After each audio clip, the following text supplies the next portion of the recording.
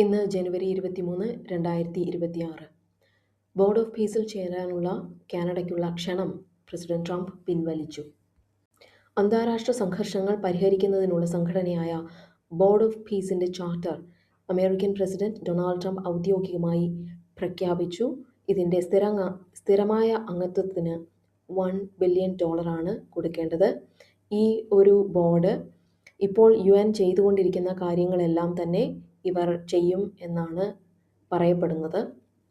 പല യൂറോപ്യൻ രാജ്യങ്ങളും ഇതിൽ ചേരുവാൻ താൽപ്പര്യം കാണിക്കാതിരിക്കുകയോ അല്ലെങ്കിൽ അവർക്കുള്ള ക്ഷണം പ്രസിഡന്റ് ട്രംപ് പിൻവലിക്കുകയോ ചെയ്തിരിക്കുന്നു. ന്യൂസിലൻഡിൽ ഉണ്ടായ മണ്ണിടിച്ചിലിൽ രക്ഷാപ്രവർത്തനം ദിവസങ്ങൾ നീണ്ടു നിൽക്കുമെന്ന് ന്യൂസിലൻഡ് മുന്നറിയിപ്പ് നൽകിയിരിക്കുന്നു. 6 പേരെയാണ് കാണാതായിരിക്കുന്നത്. ഗ്രീൻലാൻഡ് ഫ്രെയിംവർക്ക് കരാറിൽ എല്ലാവരും വളരെ ഹാപ്പിയാണെന്ന് പ്രസിഡന്റ് ട്രംപ്. യുദ്ധം അവസാനിപ്പിക്കാനുള്ള യുക്രൈൻ, റഷ്യ, US എന്നീ രാജ്യങ്ങൾ ചേർന്നുള്ള ചർച്ച വെള്ളി, ശനി ദിവസങ്ങളിൽ അബുദാബിയിൽ നടക്കുമെന്ന് യുക്രൈൻ്റെ പ്രസിഡന്റായ വ്ളോഡിമിർ സെലൻസ്കി പറഞ്ഞു. NDAയുടെ നിയമസഭാ തിരഞ്ഞെടുപ്പ് പ്രചാരണത്തിന് തുടക്കം കുറിക്കുന്നതിനായി പ്രധാനമന്ത്രി നരേന്ദ്രമോദി 2 ദിവസത്തെ കേരള, തമിഴ്നാട് സന്ദർശനത്തിലാണ്. തിരുവനന്തപുരത്ത് അദ്ദേഹം 3 പുതിയ അമൃത് ഭാരത് എക്സ്പ്രസ് ട്രെയിനുകൾ ഫ്ലാഗ് ഓഫ് ചെയ്യുകയും സ്ട്രീറ്റ് വെൻഡേഴ്സിനായിട്ട് പ്രധാനമന്ത്രി സ്വനിധി ക്രെഡിറ്റ് കാർഡുകൾ പുറത്തിറക്കുകയും ചെയ്തു. US പ്രസിഡന്റ് ഡൊണാൾഡ് ട്രംപിന്റെ ബോർഡ് ഓഫ് പീസിൽ നിന്ന് ഇന്ത്യ വിട്ടുനിന്നു. ദാവോസിൽ നടന്ന വേൾഡ് ഇക്കണോമിക് ഫോറത്തിൽ ഡൊണാൾഡ് ട്രംപ് തന്റെ പുതിയ ബോർഡ് ഓഫ് പീസ് സംരംഭം അനാച്ഛാദനം ചെയ്തപ്പോൾ ഇന്ത്യ പങ്കെടുത്തില്ല.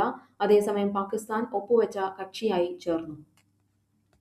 LPG, സ്മാർട്ട് ഫോൺ ഉപയോഗം എന്നിവയെക്കുറിച്ചുള്ള ചോദ്യങ്ങൾ ഉൾപ്പെടെ 33 പ്രത്യേക ചോദ്യങ്ങൾ ഉൾക്കൊള്ളുന്ന വരാനിരിക്കുന്ന ദേശീയ സെൻസസിന്റെ ആദ്യഘട്ടത്തിന്റെ ഷെഡ്യൂൾ മന്ത്രാലയം പുറത്തിറക്കിയിരിക്കുന്നു.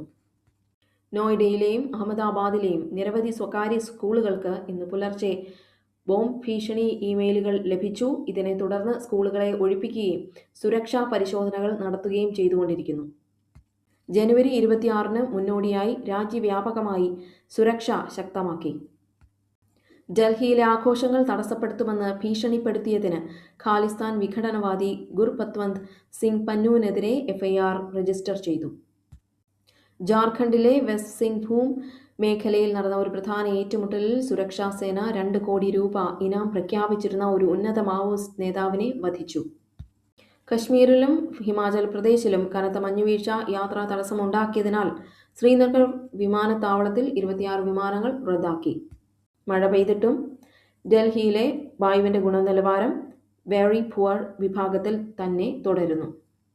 സുരക്ഷാ കാരണങ്ങളാൽ അടുത്ത മാസം ഇന്ത്യയിലെ T20 ലോകകപ്പ് മത്സരങ്ങൾ കളിക്കില്ലെന്ന് ബംഗ്ലാദേശ് വീണ്ടും വ്യക്തമാക്കി. ശ്രീലങ്കയിലേക്ക് മത്സരം മാറ്റണമെന്ന് അവർ അഭ്യർത്ഥിച്ചു. പ്രധാനമന്ത്രി നരേന്ദ്രമോദി ഇന്ന് തിരുവനന്തപുരത്തെത്തി വിവിധ വികസന പദ്ധതികൾ ഉദ്ഘാടനം ചെയ്തു. തിരുവനന്തപുരം ചെന്നൈ താമ്പരം, തിരുവനന്തപുരം ഹൈദരാബാദ് ചെല്ലാപ്പള്ളി, നാഗർകോവിൽ മംഗളൂരു എന്നീ 3 അമൃത് ഭാരത് എക്സ്പ്രസ് ട്രെയിനുകളും തൃശൂർ ഗുരുവായൂർ പാസഞ്ചർ ട്രെയിനും അദ്ദേഹം ഫ്ലാഗ് ഓഫ് ചെയ്തു. സംസ്ഥാനത്ത് ഇന്ന് സ്വർണ്ണവില കുത്തനെ ഉയർന്നിരിക്കുന്നു. ഒരു പവന് 3960 രൂപ വർദ്ധിച്ച് 1,17,120 രൂപ എന്ന റെക്കോർഡ് നിരക്കിലെത്തിയിരിക്കുന്നു. 1 ഗ്രാമിന് 14,640 രൂപയാണ് ഇന്നത്തെ വില. കണ്ണൂരിൽ സംഘർഷം. പിണറായിയിൽ യൂത്ത് കോൺഗ്രസ് BJP പ്രവർത്തകരുടെ വീടുകൾക്ക് നേരെ ആക്രമണമുണ്ടായി. ആക്രമണത്തിന് പിന്നിൽ CPM ആണെന്ന് ആരോപണമുണ്ട്. ശബരിമല സ്വർണ്ണക്കൊള്ളയിൽ തന്ത്രി കണ്ഠര് രാജീവരുടെ റിമാൻഡ് 14 ദിവസം കൂടി നീട്ടി കോടതി. കൊള്ളയിൽ പങ്കില്ലെന്ന് തന്ത്രി. ശബരിമല സ്വർണ്ണക്കൊള്ള ദേവസ്വം ബോർഡ് മുൻ അഡ്മിനിസ്ട്രേറ്റീവ് ഓഫീസർ B. മുരാരി ബാബുവിന് ജാമ്യം.